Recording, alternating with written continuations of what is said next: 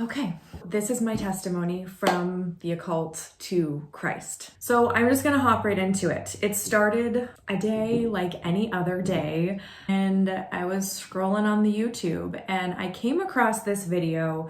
Basically, I started watching this testimony video of this woman who left astrology and she was doing all of these occult practices. And the one thing that really caught my attention was this word idolatry and how we, as a culture, we idolize certain things. And it's different for many of us, whether that's money or sex or like actual idols that are like other lesser gods, which are common in a lot of other religions. And so as I was watching this, I was looking at my big, massive bookshelf in front of me. Now, I hadn't had a TV in like years and years and years, and the centerpiece of my living room was always my big, massive occult book collection, which I'm staring at this as you know, they're talking about idolatry and thinking about how like, wow, I have really held my book collection as an idol. I've been like more of a minimalistic person for a really long time, but this book collection I've been carrying around for years and years and years and years. And so much so that it's literally the center point, like the focal point of my living room.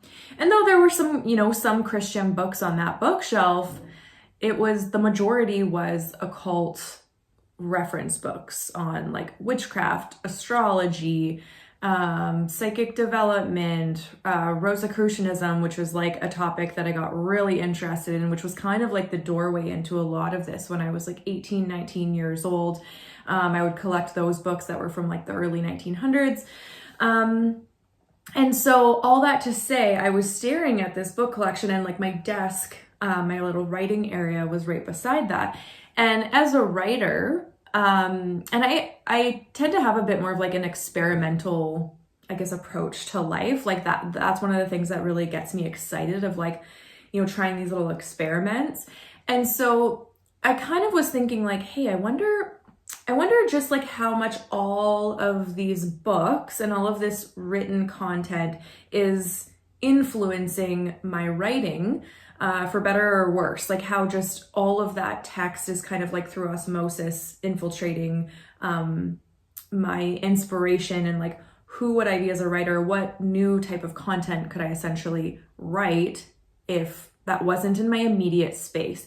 And so it started off honestly as like an experiment, and I'm like, I'm just gonna take all of these books off the shelf and put them in storage. And I did that pretty much like immediately, like within the first like hour or two of watching this video and then watching a bunch of other kind of come to Jesus testimonies from young women who had been in the occult. And so that's kind of how this all started on November 4th. So it started with this one initial video, and then basically all day I just was watching all of these, New Age to Jesus testimony videos from women who were in a very similar industry that I was in, which was the, online spiritual coaching world. And so this is kind of like an offshoot of the personal development world, and essentially it's like these very high level coaches who are teaching, all these like downloads and codes and using astrology and numerology and human design and, all of these different types of modalities to help you ascend or evolve. And I was doing the same thing.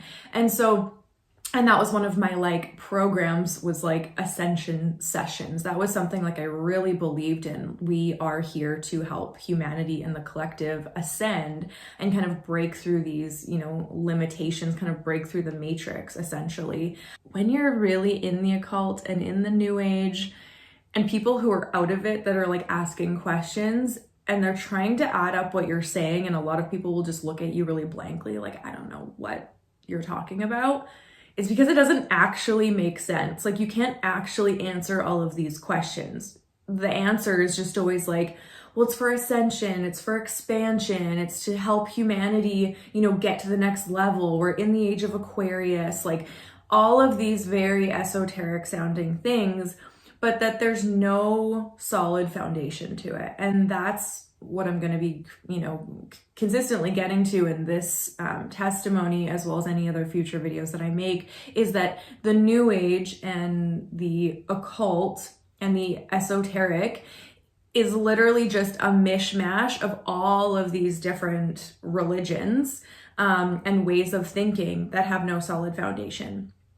And so what happened, after like watching all of these videos, all of the dots started connecting, and there was already a lot of red flags that were coming up in my mind for probably about 8 months before this, through being in the spiritual coaching industry. And like the one big one that was just really pressing on me for, like I said, like around 8 months or so leading up to this, was this like total self-absorption of those of us who were in that world. By which I mean the endless shadow work, the endless manifestation for what we want. Like the whole spiritual culture and like manifesting and all of these things, it is completely about the self, right? Like, and it starts off really good sounding, like self-love and self-care, but it's literally all about the self. And I just couldn't deny that I was starting to feel like this doesn't feel healthy. Like there is this like self-obsession and just this constant inward looking that I'm like, something feels icky about this. Like something is starting to feel really off about this.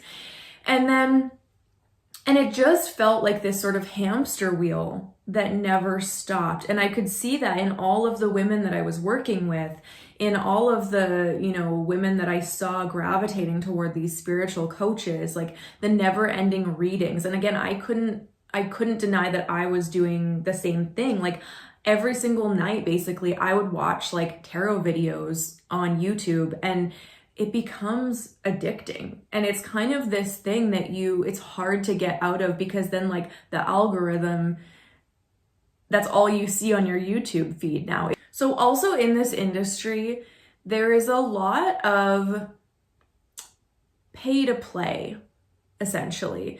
So in this spiritual coaching world, there's always this next level money to make. Like it's so twisted how like the money piece and this constantly like you should raise your prices and charge more, but it's like this whole industry that is charging an exorbitant amount of money for their spiritual gifts and to share their spiritual gifts, like insane amounts of money. And so I was also starting to connect the dots between like, why does the spiritual coaching industry feel a lot like an MLM, like a pyramid scheme, like a network marketing? And so anyone who has done network marketing, and then it's like you get out of it, and I only did it for like a bit amount of time because I was awful at it. You realize how like, oh, there's just kind of like a few people at the top that are kind of making the money off all of the people. And it just really started to feel that way. And so the way that it was like, all this money stuff was linked with essentially your salvation, right? Because then people would be so drawn to these certain coaches, and it would be like this program after this program after this program. And as somebody who was learning a lot about like the business side of like running a spiritual business, I was like seeing all these different layers, and I just couldn't deny of like how manipulative it kind of was starting to feel. And I don't think it's necessarily consciously at all. It's that you're so programmed that like, you have these certain like gurus, like spiritual business gurus that you're following, and they're charging so much money for like, to do like one-on-one or their mastermind or their big group coaching. And it's like literally each spiritual coach has their own pyramid scheme. And then you find out that they're paying their coach like 6 figures like to work with them, which is just actually insane when you think about you're paying to learn these spiritual codes. It's like so culty now that I'm removed from it. And then what really, was kind of like the house of cards fell was when, I was working with someone who was kind of, sharing, like teaching people how to make a certain amount of money, like a high certain amount of money every month through doing, some sort of spiritual coaching, but then they weren't able to pay me. And so this is in no way throwing shade. Like I've been through, I was definitely that person at other times in my life where I was falling behind on bills or not able to pay a coach. And it's like, I was starting to see how, because I had been in that situation and then I was experiencing it with somebody else too, it was like, oh, this is a very like unseen, I guess, reality of this industry. And like, I'm so grateful for that experience now, because it really was the thing that snapped me out of the illusion that is Instagram and the illusion that is this spiritual coaching industry. Because I was like, if this is going on in my like relatively very small little sphere of the spiritual coaching world, where it's like, people are playing around with like, 10, 20K, 5, 10, 20K kind of like investments. And this is what's going on. And then I was like, whoa, kind of like zooming over here with these spiritual coaches who are talking about investing like $100,000 to work with a coach and like on these like bigger scales, right? And I'm like, how many of these people are actually not paying their coaches? Like if this is happening in my little world, how much of this is just an illusion? And all of these other women that are saying like, you can make this much money and you just have to work with me and I'll do your chart, and like all of these things are not actually being paid. And so it really, like, we already know that like Instagram and social media is an illusion and it's kind of a highlight reel, but this really kind of broke it in the inside for me and really shattered the illusion that what else are people hiding? Because it was like, then I was still seeing these people who are really struggling financially, unable to pay to work with their coaches, still trying to teach that they could help people earn, 10K months or 20K months or whatever that was. And so it was just like, they're like, you're saying one thing, but then doing another thing. But it's like, I don't blame you, because this whole culture is set up this way. And so that really made me sort of look at what this culture was representing and how much of it is literally built on sand. And so this is one of the things that Jesus is very clear about in the Bible, is like, a fool builds his home on the sand. A wise man builds it on a strong foundation. And the spiritual online coaching community is literally sand. It will just disintegrate underneath you. It went away so fast. And I'm so grateful that, like, because I always wondered, like, why am I not getting ahead? Like, I would definitely have a few clients here or there, but it was always like feast or famine. It would be like one client, then they'd pay in full, and I'd be like, oh, thank God. But then it would be like nothing. And it would just be like this constant trying to like put yourself out there online and just not really getting the consistency of fruit that someone needs to, survive. And this is where it like always felt like I was missing something, and I was almost addicted to, well, I should learn from this coach and they seem to really have it figured out and they're talking about all this money that they make. I was being sold this illusion that I could just make all of this money from my spiritual gifts, and it didn't really happen. It was like breadcrumbs. It was enough to keep me in the trance of like, oh, there's just one thing I'm missing. Like, I'm just about to figure it out. Like, it's just about to happen. So it was like this breadcrumbs, but it was never enough to actually fully sustain me. Like a toxic relationship where like, and it's so funny because so many women in this industry talk about relationships and like how to get a conscious man and, stop dating men who are just giving you breadcrumbs. And I'm like, this community is literally just feeding us breadcrumbs. And so though some people, like I've watched, many testimonies of women who were in like the similar industry and they were like making 6 figures and doing really well. And so to walk away from that, I think required a lot more. Whereas mine, I'm almost so grateful that I never really made that much money because it was much easier to walk away. That's the ranty part of the spiritual online coaching community that really preys on women. And that's why like this is the first scripture that was like, boom, like really woke me up. So I'm going to read this to you. So this is from 2 Timothy chapter 3, verses 1-7. But know this, that in the last days, perilous times will come, for men will be lovers of themselves, lovers of money, boasters, proud, blasphemers, disobedient to parents, unthankful, unholy, unloving, unforgiving, slanderers, without self-control, brutal, despisers of good, traitors, headstrong, haughty. And here's the part that we really get into this community. Lovers of pleasure rather than lovers of God, having a form of godliness, but denying its power. And from such people turn away. For this sort are those who creep into households and make captives of gullible women, loaded down with sins, led away by various lusts, always learning and never able to come to the knowledge of truth. That was the scripture that like everything just crumbled. Every single woman in my life who is in that world, which was literally every woman in my life, it's exactly that. Always learning, but never able to come to the knowledge of truth. It is the never-ending hamster wheel. It is the constant seeking of like, learning about this part of astrology and that part of astrology and this part of human design and this part of numerology, and like it never, ever, ever ends. Always pursuing, vain philosophies and never coming to the knowledge of truth, never coming to a landing place of this is truth, because it keeps going. And this is the main flaw with the New Age philosophy, even like the Eastern philosophies, and this like mishmash mosaic of all of these mixed parts, is that if things keep going, this never-ending expansion of consciousness, that means like the story can always change, that there is no finish line.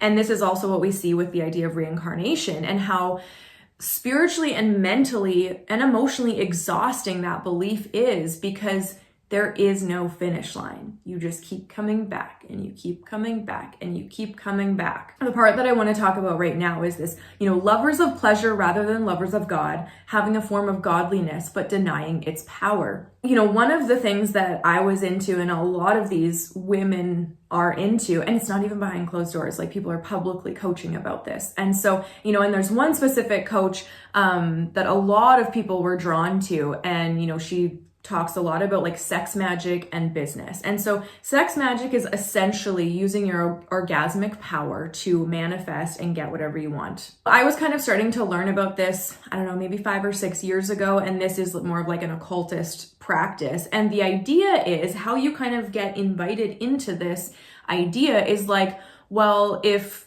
two people having sex creates a baby, like creates life, then that same orgasmic power we can use independently or together to manifest or create whatever we want. So that's the, philosophy or theory around that. And so what we see in this coaching industry, the spiritual coaching industry, is women selling courses on how to masturbate, doing sex magic with yourself, to manifest clients and money and men and houses and literally whatever you want. Having a form of godliness but denying its power. So, one coach in particular that a lot of us were following, this really made me think of her and this world, because the idea of God is preached. And, for anyone who has read David Deida, the Way of the Superior Man and Dear Lover, those books and his content they're kind of like a staple in the conscious relationship sphere, which is kind of like another category of all of this. And one of the things he writes about, which is where a lot of these other coaches get this idea from, is like having sex to experience God, which, yeah, biblically, that's a way that like to become one flesh. But the way that this is sold and communicated in the conscious relationship and spiritual communities, you don't have to be married. You can have this with anybody. And it's done in the name of God. And so this is where like Satan is crafty. He is not creative. So he doesn't create anything new. He literally takes what is pure and holy of God and he reverses it. And so this is how we're seeing this in this culture is people And, women, mostly the high majority of women, I would say, are into this stuff. That's why the scripture is like it just gets straight to the point. It's like gullible women who are led astray. And whereas I think because we are so much more emotional than men, where men are much more like logical and rational and like, thank the Lord for that, right? We're literally buying sin. And so that's one of the things that I couldn't unsee. And so one of the other scriptures that's really important is that Satan disguises himself as an angel of light. So it is no surprise if his servants also disguise themselves as servants of righteousness. And so this is like the branding that we see of the online spiritual community. It's all these like very beautiful women and like, this like light, airy sort of like clothing, and just like, I can't not think about Rebecca Campbell book that just like blew up, Light is the New Black, and the Rise Sister Rise book. Those books I read at the same time, and that I think those two were really sort of initiations into this cult, essentially, of these like light workers. But it's like, that's not of like the biblical God. And so one of the things that like really connected to me was this idea that we're always, in this kind of culture, people are like, they pray, right? They do like ceremonies and rituals and all these things, and there's generally a prayer, but it's like you call on your angels and your guides, right? Like that's a very common thing to call on in any type of spiritual work that you're doing in that world. And the reality is, like, I think we just have this belief in that world that like, oh, angels and guides are good, like spirit guides are good. And it's like, says who? The guru or coach that you're following? Like, no. The one thing that connected to me was like, we are so naive if that's what we think. Like, demons and fallen angels have been studying humanity and humankind for thousands of years. To think that we can outsmart them or just be like, oh, I'm gonna call on my spirit guides, and that like makes them good. It's like, no, that makes us easier to control. Now we have this whole like spiritual army around us of like guides, and it's like, is not good. And so this is why, like, when I was still very much in that world, and I would hear like, even that like, no, tarot cards are so bad, like, or anything, it's just like, that's a doorway. And I'd be like, it's pieces of cardboard. Like, what are you afraid of? Like, and I would make all of these justifications of like, no, it's just a way to, connect with your subconscious, and we're all knowing and all the answers are inside of us anyway. Like, it's like, we could look at this scientifically. And now I can see how, no, these little bits and pieces truly are doorways. Because the fact that like I started doing tarot, and then like only a few years later, I'm into like sex magic and worshiping other gods. Like, did I ever have any Jesus statues around my house? No. But like I had I think Shiva. I had like a Kuan Yin and a Shiva or something. And it's like, do I really know anything about them? No. And so that's just kind of about that. So let's see what other scriptures I have here. During this whole November 4th day of saving awakening, like true awakening, not like the spiritual awakening that we reference to in the New Age, but like truly like the scales falling from my eyes, was this video on the law of attraction. So again, like another New Age, spiritual coach coming to Christianity, and her speaking on the law of attraction. And I was like, whoa, this is so interesting, because like I loved Abraham Hicks. Like I literally, like almost every single morning I would put on Abraham Hicks because it would get me in the vibe. It would make me feel like really inspired. The main book that Abraham teaches from, and that I had read years before, was Ask and It Is Given. And so what we have to look at, this is actually a Bible verse, but it's cherry picked. This is the thing that Abraham Hicks never talks about. They just talk about all the time that ask for whatever you want and it's given, and you just have to get yourself in the right vibe. They cherry pick that verse, and they never talk about what Jesus said before or what Jesus said after. Now that phrase comes from Matthew, and it's from Jesus's Sermon on the Mount, which is like his main teaching. It's one of the most famous, like, times of his ministry in the Bible. And then so on this same night, so I'm like realizing that like, oh, this is just cherry picked. Like, we're not actually looking at all these other parts in the Bible. And this one really important thing is, why will these spiritual teachers cherry pick verses from the Bible, but never tell you to go read the Bible? They give you enough to be like, oh, it's in the Bible, it's okay. But read all these other books to get what you're actually looking for. And that was like the connection when, you know, I had been like looking at all of my books and realizing like, and I had a Bible and like some, you know, parts are like highlighted, and it's not that I didn't ever read it, but I was cherry picking certain verses and I was looking to the Bible to try and find permission to do the magic I was doing. So now we're getting into like, it's probably like 10 o'clock at night. It's gone dark. All the books are off my bookshelf and I'm sitting at my desk and I'm just like reading the Bible. I'm reading all these scriptures that I'm led to on this day of like, you know, the gullible women, Satan disguising himself as an angel of light, and all of these things that are like, whoa, like the whole Instagram spiritual coaching world is like shattering and all of the dots are connecting like super quick. And so then this was like the climax of the evening when it actually became a supernatural sort of experience, because up until then it was a very intellectual learning approach to reading the Bible, which was super interesting to me because I was always believed that like, no, God is an experience. Like, you can't intellectually get to God or Jesus. Like, it has to be an experience. And I honestly feel like I was totally wrong, and I want to take that away because I think it can potentially be different for everyone. And I think because I was essentially putting God in a box, being like, no, it's going to be an experience, where the way that I was actually led fully to Jesus and God, like God of the Bible, was to read the Bible in an intellectual sort of way. And so, but in this, you know, day that I was saved, this is the more like experiential sort of part. So I'm sitting at my desk, I'm reading the Bible, and then I'm led to where Satan tempts Jesus in the desert. And so I'll read this section to you, and then I'll tell you kind of like how this all connects. Then Jesus was led up by the Spirit into the wilderness to be tempted by the devil. And when he had fasted for 40 days and 40 nights, afterward he was hungry.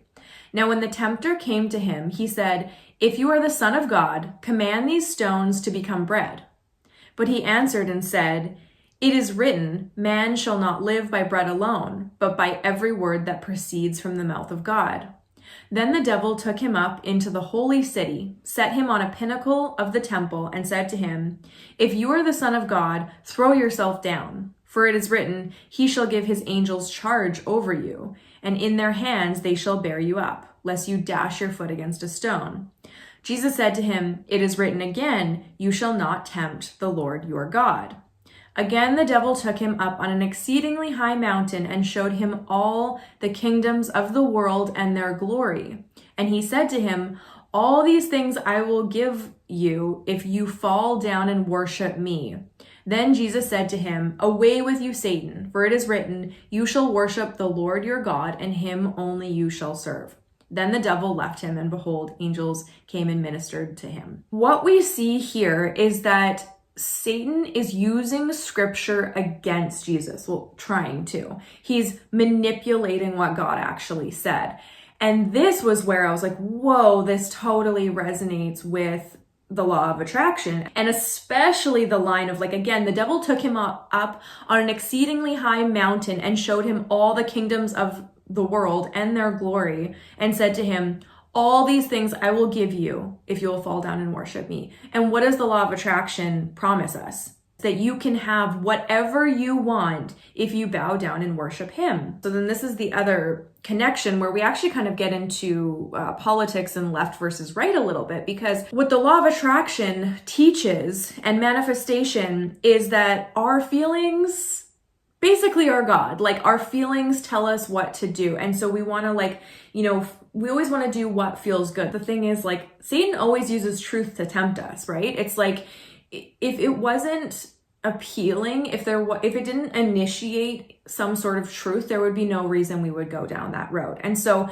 there is a lot of truth in this culture, but it's that, like, the truth starts to get distorted, and then you don't know what is truth and what is not. like I said, Satan is crafty, he's not creative. And so there's always this reversal of God's truth. And those are the things that we need to look out for. But we don't actually know what to look out for unless we're reading the Bible. One of the things that we really see, for example, like in the left culture compared to the right in this culture that we're living in today, is that there is no room for facts. Like, feelings are essentially making new laws, and human rights are now based on our feelings, and that those feelings can change on any given day. That's also what we see that is mirrored in the New Age. It's all based on how we feel, but that's not truth.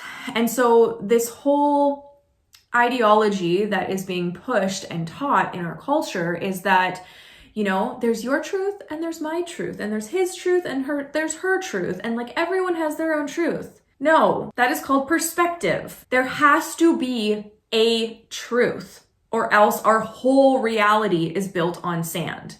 And so that's what our culture has moved so far away from, is that there is nothing built on a solid foundation. There is nothing built on solid rock except for the Bible. This is why any kind of show you watch nowadays, anything in our modern mainstream culture will point you away from the Bible. So this also then, leads me back to one of the other things that was kind of going on around this November 4th period for me last year, was this image that popped up of Megan Fox and Machine Gun Kelly, their Halloween costumes. And it was basically him as a priest and her as this like sex kitten. I think she was like on a leash even. And it was basically this completely blasphemous Halloween costume, completely sexualizing what is sacred. And obviously like blasted on mainstream culture. But what that did would show me how far we've gone into this like satanic agenda and corrupting what is sacred, and this like reversal and sexualizing what is so pure. And I think one of the main things about that, you know, image specifically was that the left has made this whole big campaign around cultural appropriation. You know, I remember a few years back, people were, you know, getting in trouble for wearing like, you know, native headdresses to Coachella and like things like that. It's like, we're not allowed to do that. But yet, cultural appropriation for Christianity and completely perverting that culture and community is like blasted. That's what was really like convicting for me, is this mainstream reality, this mainstream sort of matrix, if you will, is never pointing us to read the Bible. And what we're seeing, and especially like with this, like so many people kind of getting saved out of the New Age is, and this is where I do think it is very, as much as all of that is satanic, it's like, we all know in the end God wins. And why is he sort of like allowing this to happen? And I think it's like the volume is being really turned up on these two sides, so that like we have no choice but to either fall on one or the other side. It is said that like not to be lukewarm, like God would rather us like freezing cold or hot, like he will spit us out if we are lukewarm. And so what we're seeing in culture today is like there is no room for lukewarm Christianity. Okay, so I'm sitting at my desk. This is like the climax of November 4th, as all of the pieces are coming together. I'm reading how Satan tempts Jesus in the Bible, and, you know, all of these pieces are coming together here in front of me, and how Satan will cherry pick certain verses, you know, get his hook into us and like keep hold of us, and then being able to manipulate the truth. And so as soon as I finish reading this, the power goes out of my whole house, and then a windstorm starts. Like, immediately the power goes out, this whole, like I can hear the wind circling my house and garbage cans are flying down, and then it comes back on. And I'm like, okay, this is real. Like this is like something is actually happening right now. And then it happens again, like 2 minutes later, goes off, all of the wind comes back on. And so that was kind of the experiential part that I was like, oh, this is real. Like this is actually happening right now. Like I am onto something. By this point, all of the books had been taken off the shelf. All of the dots were connecting. The house of cards like had fallen down. Everything was just like disintegrating.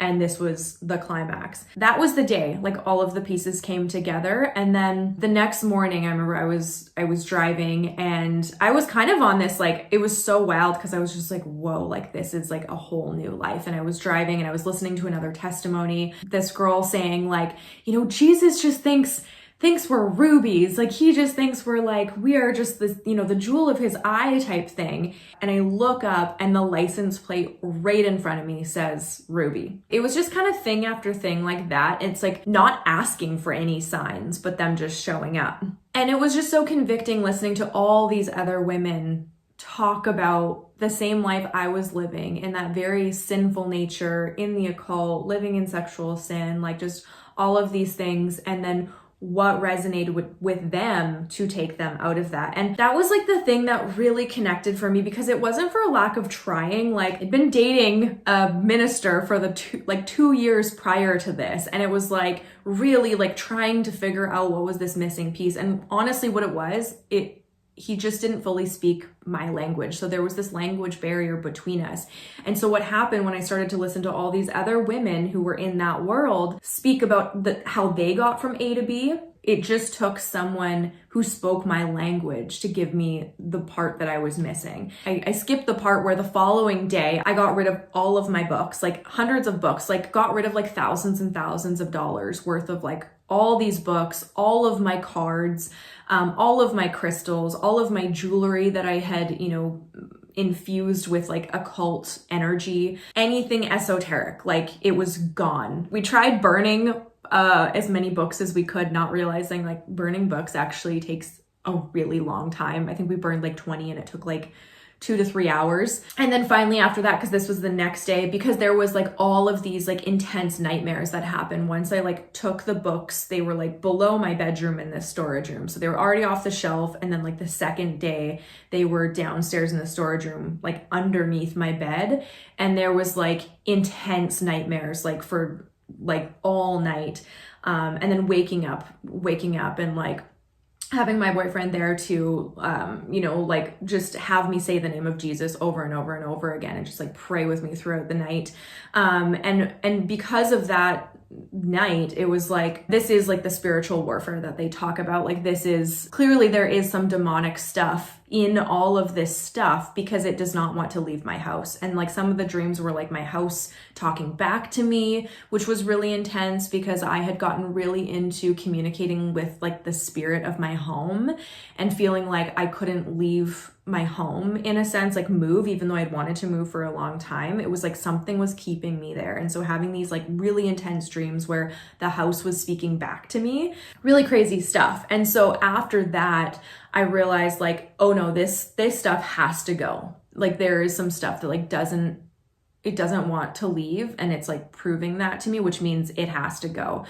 So the next day, yeah, we like packed up all of my books in the car, all of this stuff, and burned about like 20 of them. And then like it started raining, so then it was so much harder to burn. Yeah, I was just like, I'm done with this. Let's just go find a dumpster to get rid of this. Like I'm not going to spend the next couple of weeks like burning it all and like having to just it's like I've literally been in the occult my whole life. I realize I'm almost at an hour and I haven't even got into how I got into the occult and how I've been in that in my whole life. But I really wanted to keep this video succinct and present in kind of like how the transition happened. And maybe I'll wait for another video to talk about like how I got into it. So yeah, that night I was like, let's just go find a dumpster. And sure enough, and I was just like, oh, but I don't want to drive around. Like the dump is closed. And so, you know, I was saying to Aaron, it's like dark by this point because it's like November. And he's like, well, how about we'll just drive to the closest convenience store, which was like 10 minutes away. And I'm like, oh yeah, like they have a dumpster there. Like, we'll go there. If they're closed, like we'll just go to the dump tomorrow. And sure enough, we get there, it's raining, it's dark, and like they have dumpsters, but they're all locked up. And sure enough, we pull in and the guy from the convenience store is like walking toward there, like a couple feet away, about to go unlock the dumpster. And I'm like, okay. So we go and we're like, hey, we need to get rid of some stuff. Can we throw some stuff in this dumpster? And we're like kind of, even though this is like a really intense emotional experience for me, we're kind of laughing because it's like, we probably look so sketchy. And the guy was like, okay. So then yeah, we just like chucked all of this stuff in the dumpster. Basically, like the next day I went through like all of my crystals, like any jewelry, like any like remnants of stuff that I still had. And then, yeah, I took it and threw it in the dumpster. And like I had this like Ouija board that I had been carrying around since I was a kid that like one of my like childhood best friends made for me. So there was like this emotional kind of tie to it. I talked to her. I was like, I don't know, I feel so weird like getting rid of it. She's like, are you kidding me? I don't even know why you still had that. Get rid of it, burn it, throw it in the trash. And it was wild because she was the first person, we hadn't talked in ages, and she was the first person for some reason I felt called to tell about my being saved.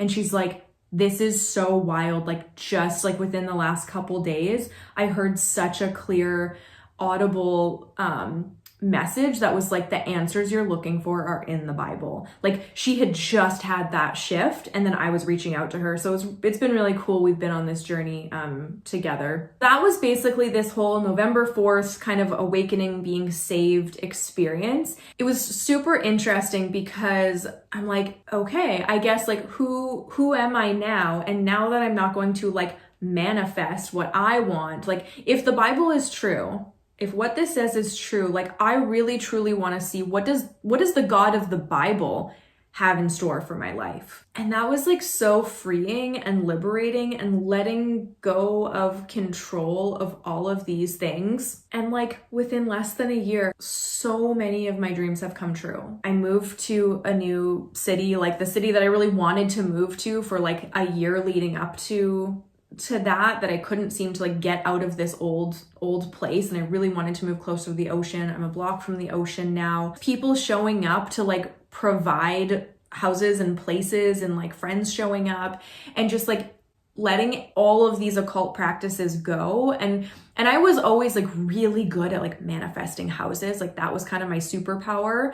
And so I really wanted to see if that was still available. Like I really want to see like, yeah, what are my spiritual gifts that are of God of the Bible, not what I'm like trying to develop and get better at. I really wanted to see that. And I'm still in the process of seeing that.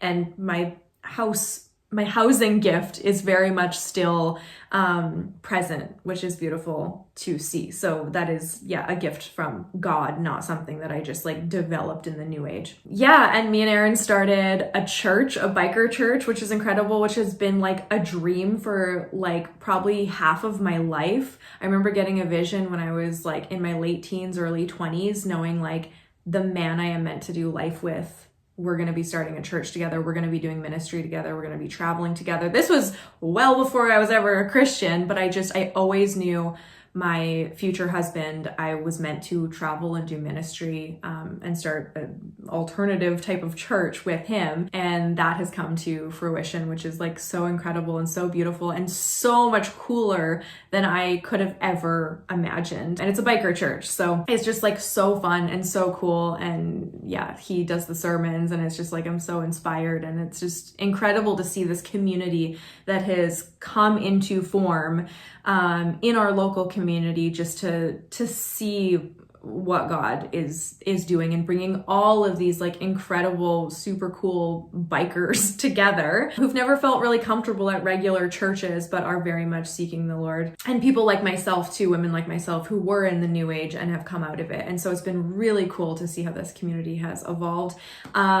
We also got engaged, which is really exciting, and are going to be getting married pretty soon. And so all of this to say, it was worth it. And I'm almost coming up, I guess like this November will be a year since I was saved, and not manifesting anything and not trying to control anything, and truly being in prayer and devotion to the Bible and like the God of the Bible, not some, personalized version of God I made up, or some mishmash of God of all these other cultures. It's like, no, like I really want to know the truth of the God of the Bible and see what fruit shows up in my life, and not just doing it for the fruit, but like that this actually does feel like the truth. Like how is that all these other things are completely relevant to my life, and like all of the, like I said, all of the red flags I was seeing in this like spiritual industry and culture, it's all in the Bible, which is just incredible. And how the people of those days were going through the same thing.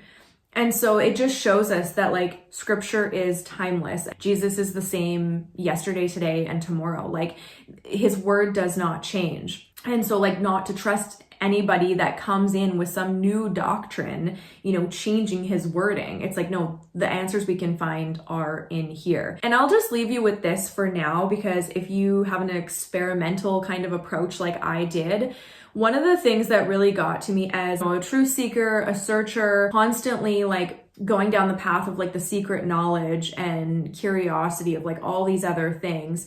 When I looked at my bookshelf, on this final sort of day of having all of these books and realizing I've spent so many years reading all these other books. Like I read every day. Like I love reading. I love researching. I love, learning about life and reality and like searching for like why we exist. And like, I've always asked all those big questions of life, right? What would happen if I just devoted all of that reading to the Bible, even for 1 year? Like, what if I truly just studied the Bible, this one book, for 1 year, instead of reading all of these other esoteric books? And that got me really curious. And so I'm almost at a year. And what I will say is that the Bible is like real food. And once I started reading the Bible, it was like everything else I had ever read was like empty calories. It was as if I was raised on like eating McDonald's every single day, and I never even actually knew what real food was until I tasted it. And then I started like having real food and really feeling nourished. And so I'm gonna leave you with that. Thank you for watching and listening. And if you have any questions at all, feel free to like leave them below. If you've been experiencing this yourself or just really seeing the red flags or the holes in the spiritual community and wanting a way out, there is, and it's called Jesus. He is God, and his answers and his truth and the truth, a truth that we can actually build on, is in the Bible. I'll leave you with that. Talk to you soon. Bye.